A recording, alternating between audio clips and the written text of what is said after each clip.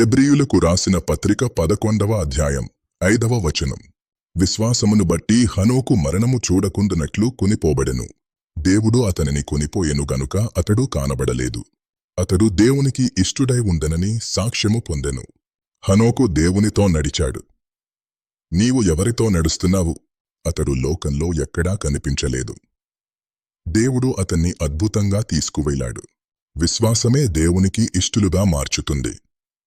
ఆ విశ్వాసం నీలో ఉందా? దేవునికి ఇష్టుడిగా బ్రతకడం అంటే ఏమిటో తెలుసా? మారు మనస్సు పొంది దేవుని వైపు తిరగడమే నిజమైన విశ్వాసం. నిత్య జీవం కావాలా? దేవుని రాజ్యానికి సిద్ధపడండి. దేవుని తీర్పు తప్పదు.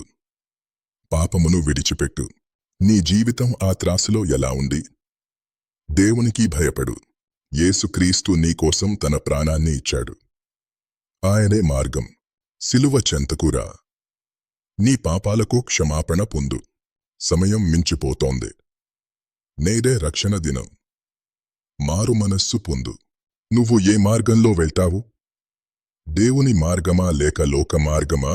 నీ హృదయాన్ని యేసుకి ఇవ్వు. ఆయన నిన్ను ప్రేమిస్తున్నాడు. క్రీస్తులో నీవు నూతన సృష్టివి. నిత్యత్వం మీ సొంతం. యేసు వైపు తిరుగు. ఆయన దగ్గరకు రా. ఇదే నీ పిలుపు. ఆయనను నమ్ముకోండి. ఆశీర్వదించబడండి.